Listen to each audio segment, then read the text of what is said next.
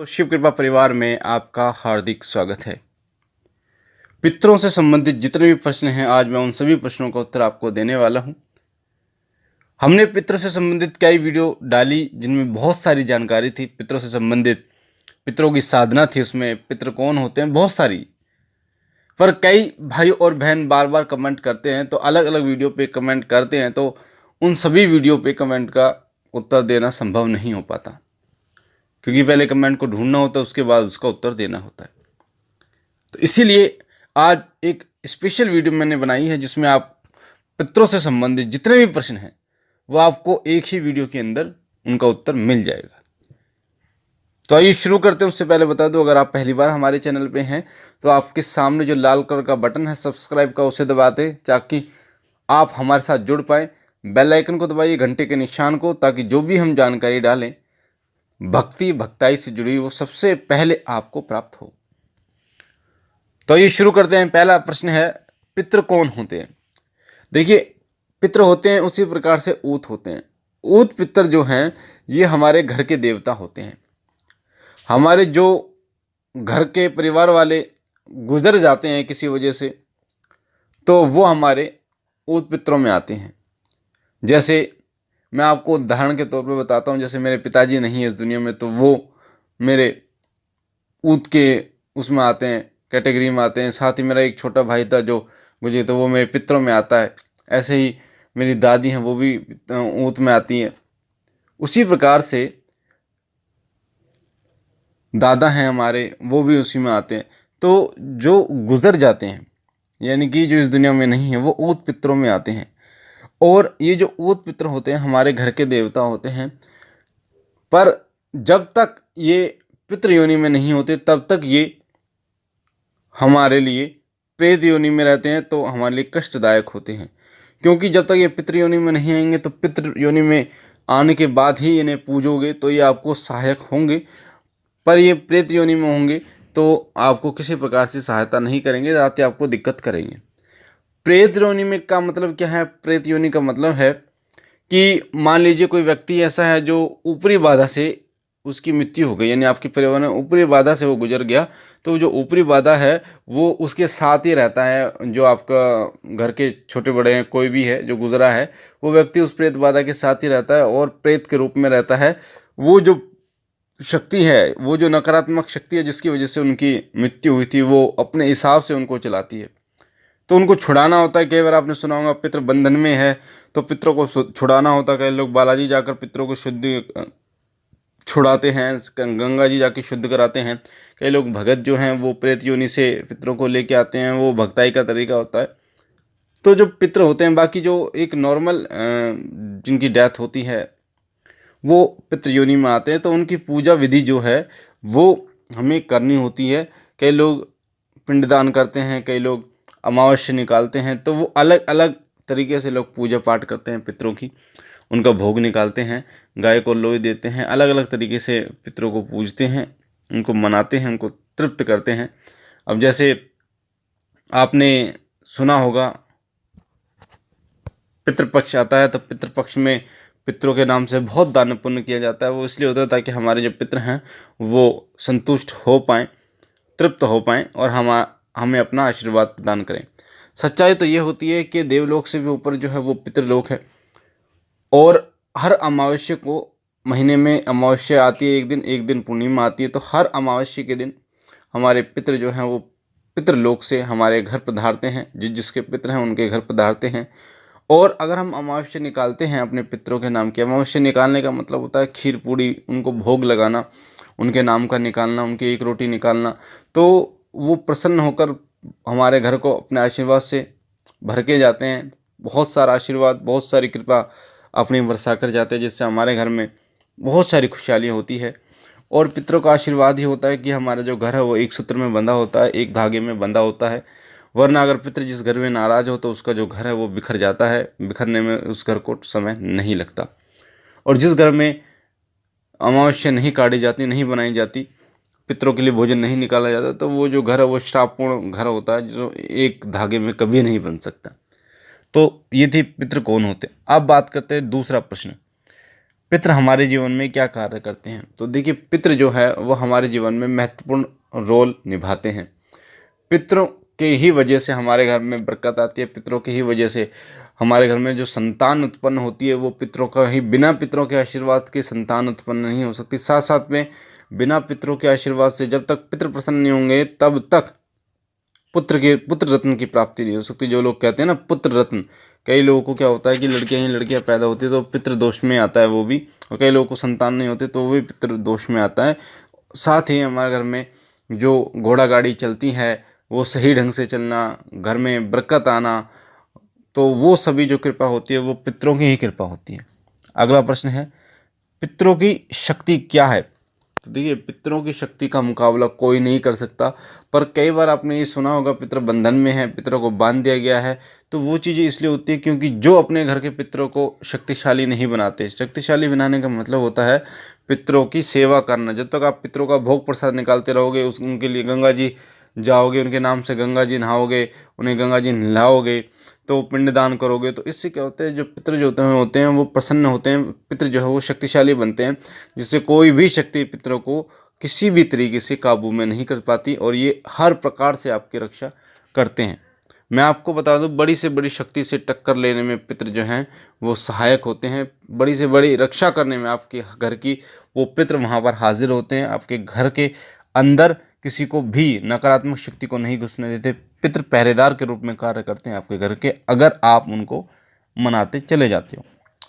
अगला प्रश्न है, पितरों की सेवा कैसे करें? तो देखिए, पितरों की सेवा की जब बात आती है तो पितरों की सेवा लोग अलग अलग तरीके से करते हैं। कई लोग मावस उनकी सेवा करते हैं, उनकी जोत खड़ी करते हैं, देसी घी की जोत जलाते हैं और खीर पूड़ी से उनका भोग लगाते हैं। कई लोग मावस और पूर्णिमा दोनों दिन पितरों की सेवा करते हैं।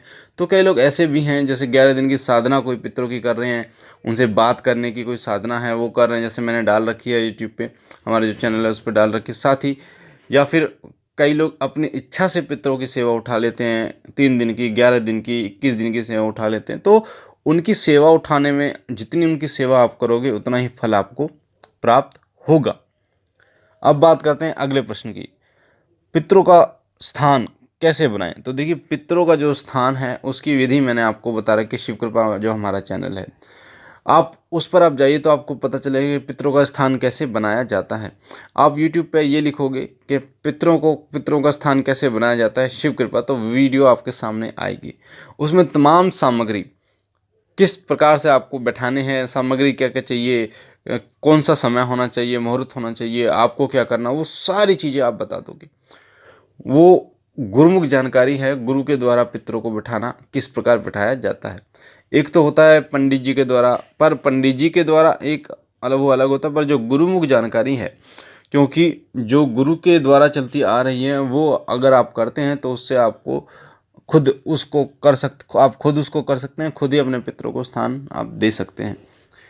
अगला प्रश्न है, क्या पितरों की सेवा औरत कर सकती है? बिल्कुल, पितरों की सेवा औरत भी कर सकती है, पर वो घूंघट डाल कर करेगी। उनको स्नान कराना है तो घूंघट डाल कर उन्हें स्नान कराएगी, जोत खड़ी करने घूंघट डालकर, यानी उनकी सेवा घूंघट डालकर ही करनी चाहिए।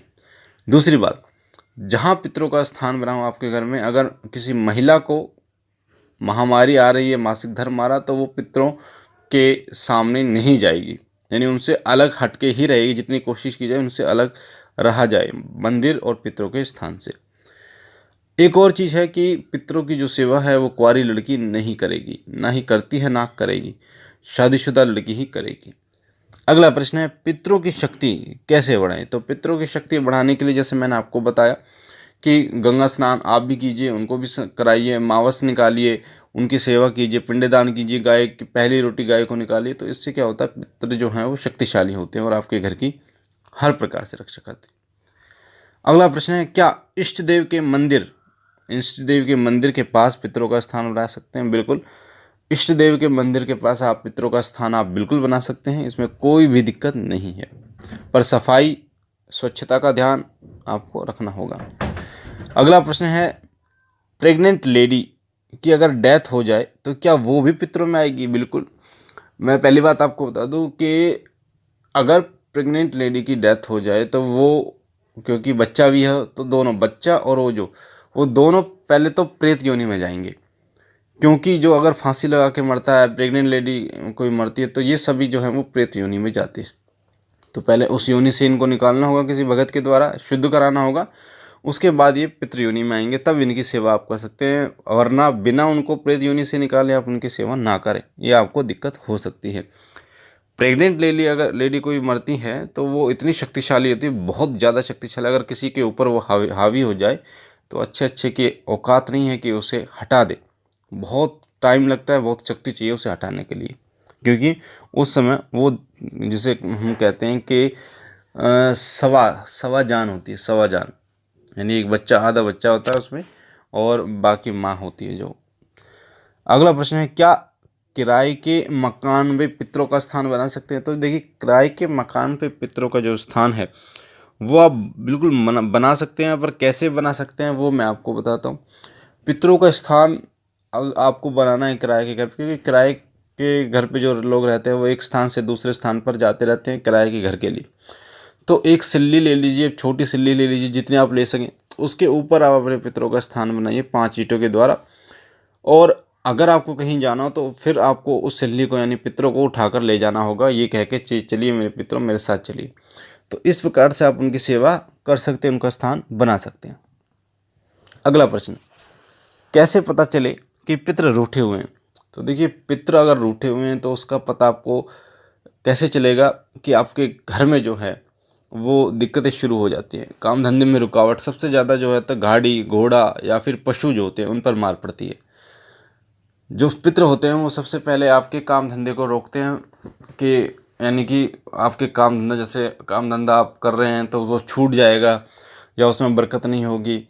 दूसरी बात, गाड़ी घोड़ा खराब हो जाएगा, या फिर भैंस वगैरह आपके पास हैं, पशु हैं, तो उनको बीमार रहने लगेंगे, तो वो पितृदोष का ही कारण होता है। साथ ही मैंने आपको बताया, संतान उत्पन्न ना होना या फिर लड़की उत्पन्न होना, तो ये पितृदोष का ही कारण होता है, जिससे आपको पता चले पितृ जो हैं वो आपके रूठे हुए हैं, फिर पितरों को आपको मनाना होगा।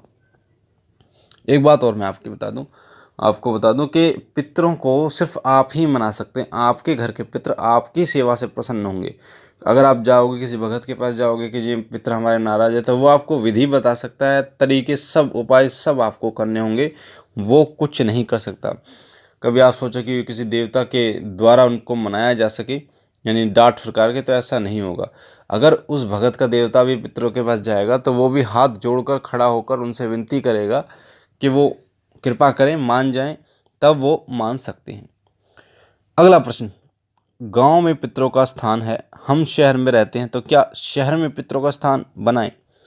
तो देखिए, अगर आप गांव में पितरों का स्थान है, गांव में नहीं जा सकते, तो आप अपने घर पर भी पितरों का स्थान आप बना सकते हैं। पर उसके लिए आपको एक दिन गांव में जाके पितरों से विनती करनी होगी, हे मेरे पितृदेव, आपका स्थान मैं वहाँ पर बनाने जा रही हूँ, कृपा करके वहाँ पर चलिए और अपना स्थान ग्रहण कीजिए, इस तरीके से। अगला प्रश्न, क्या पितरों की जोत केवल अमावस्या को ही जलानी है? तो देखिए, पितरों की जो जोत है वो आपके ऊपर निर्भर करता है कि अमावस्या को आप जलाते हैं या पूर्णिमा को भी जलाते हैं, यानी अमावस्या और पूर्णिमा। तो कई लोग अमावस्या को ही जलाते हैं, पूर्णिमा को भी जलाते हैं, तो कई लोग सिर्फ अमावस्या को जलाते हैं, तो कई लोग जो है वो अलग अलग तरीके से सेवा करते हैं। कुछ 11 दिन की, कई लोग 11 दिन तक लगातार पितरों की जोत जलाते हैं, तो कई लोग ऐसे भी हैं जो इष्ट देव की जोत से पहले सुबह शाम पहले पितरों की जोत जलाते हैं, उसके बाद। तो कई लोग जो हैं वो ऐसे भी हैं। अगला प्रश्न, पितरों का दीपक तेल का जलाएं या घी का? तो पितरों का जो दीपक जलता है वो देसी घी का जलता है। अगला प्रश्न है, अगर पितरों का नाम पता ना हो तो कैसे करें, भोग कैसे दें? अगर पितरों का नाम ना पता हो तो आप इस तरीके से भोग दे सकते कि मेरे घर के छोटे बड़े जितने भी पितर हैं, भूले बिसरे, उन सभी का लिए मैं ये भोग दे रहा हूँ, इन्हें स्वीकार कीजिए, तो उनको भोग स्वीकार होगा। तो ये थे आपके प्रश्नों के उत्तर जो मैंने आपको इस वीडियो के माध्यम से बताया। मुझे आशा है कि अधिकतर लोगों के प्रश्नों के उत्तर उन्हें प्राप्त हो जाएंगे, पितरों से संबंधित जितने भी प्रश्न हैं। बाकी आपसे यही कहना चाहूँगा, अगर आप पहली बार हमारे चैनल पे, तो आपके सामने जो लाल कलर का बटन है सब्सक्राइब का, उसे दबा के चैनल को सब्सक्राइब कीजिए, ताकि आप हमारे साथ जुड़ सकें, शिव कृपा परिवार के साथ जुड़ सकें। बेल आइकन को दबाइए, घंटे के निशान को, ताकि भक्ति भक्ताई से जुड़ी जानकारियाँ आपको निरंतर प्राप्त हो। हमारा जो नया चैनल है उसे भी सब्सक्राइब कीजिए, ताकि आप उसके साथ भी जुड़ें। शिव ही सत्य है, उसका लिंक डिस्क्रिप्शन में है। मैं बाबा भोलेनाथ से विनती करता हूँ कि उनकी दया कृपा आपके ऊपर बनी रहे। बाबा आपको सदा सुखी रखें, आपके घर काम में बरकत रखे, आपकी झोली भरते रहे। लाइक कीजिए, शेयर कीजिए और बहनों और भाइयों तक, ताकि और लोगों तक ये जानकारी पहुँचे और लोगों को भी उनके प्रश्नों का उत्तर मिल पाए। हम मिलते हैं एक नई जानकारी के साथ अगली वीडियो में। तब तक के लिए ओम नमः शिवाय, ओम नमः शिवाय, ओम नमः शिवाय।